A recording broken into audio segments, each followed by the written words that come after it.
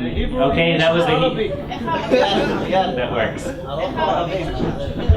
I'm working on my Arabic. I want you to know I'm taking lessons, and today I found out that I'm going to join a Bedouin family next month for 5 days to immerse myself in Arabic. Tov, Chaverim, welcome to the Peace Café.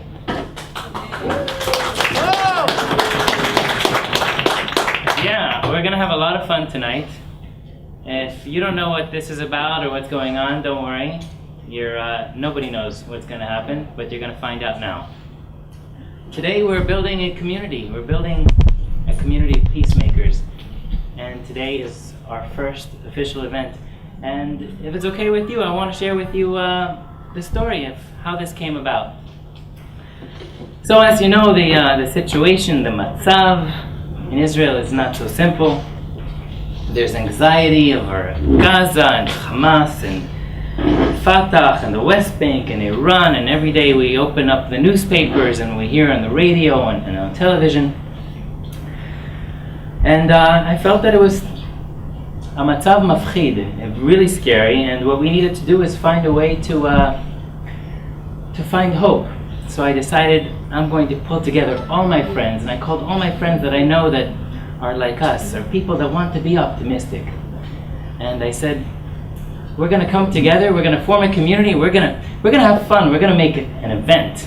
And they said, Eyal, you're crazy. Ze lo ya'avod.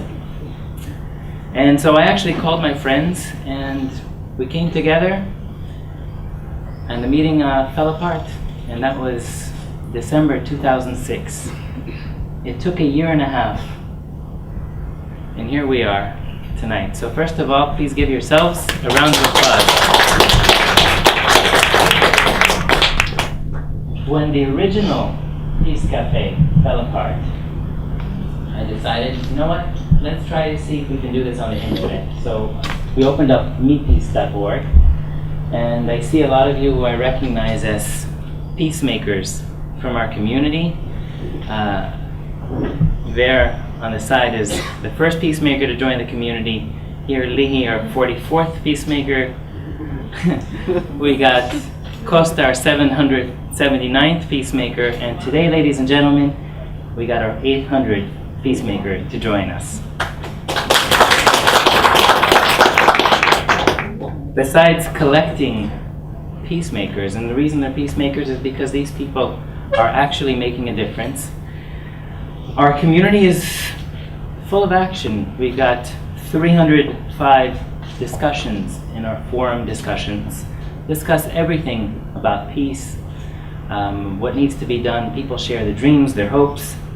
People on MePeace have shared more than 1,000 photos, 236 videos. People now are sharing their songs, their music. I see Noah, who shares really inspiring music.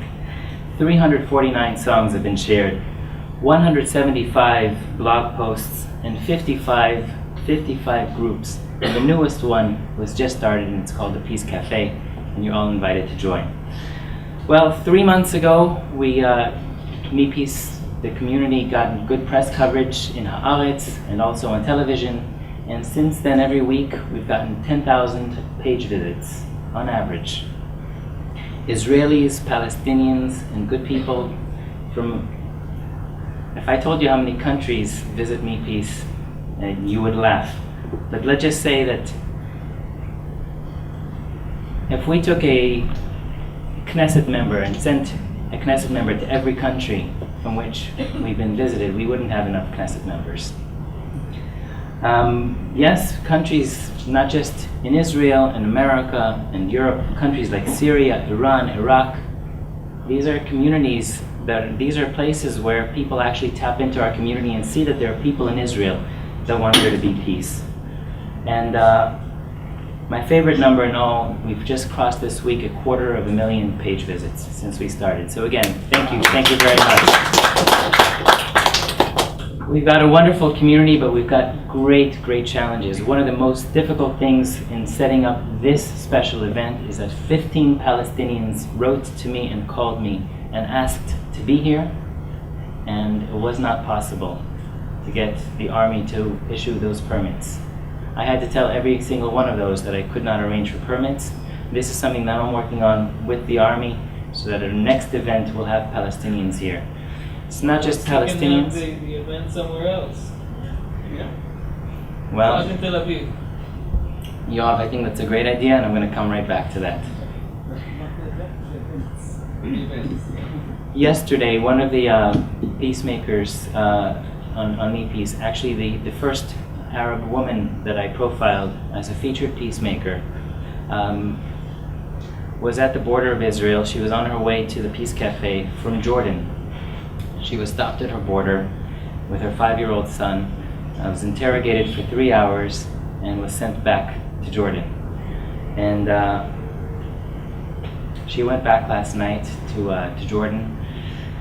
And I spoke with her, and she asked me to send her warm regards and success to all of us.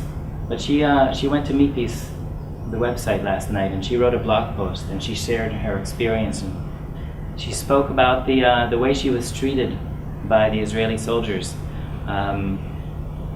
She described being treated miserably. And one of the soldiers who asked her, "What are you coming for?" and she told him she's coming to the Me Peace Peace Cafe, said, "What, are you going to save the world?" She shared that in our community, and the community really responded to her online. And in answer to Yoav's suggestion of having events perhaps outside of Tel Aviv, I just want to announce our next event will be next month in Jordan. And if any of you are interested in participating, please come to me later and we'll talk about that. Tonight's event, it's called the Peace Cafe. I'm going to introduce in a moment Neri. Neri is going to tell you how this works.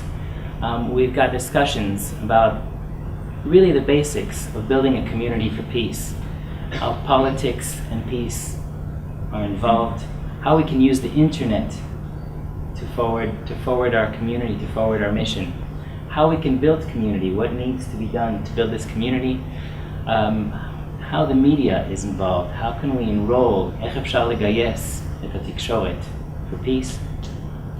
And I'm going to, I'd like to first of all thank all the people who are been wonderfully supportive of this effort in this last year. A lot of people have looked at me like I was crazy when I invited them to Me Peace, but here I see so many peacemakers together for the first time, and it makes me feel so good, so hopeful about the future. And I'd like to thank all the people who are active in making tonight work. You know who you are. Thank you so much.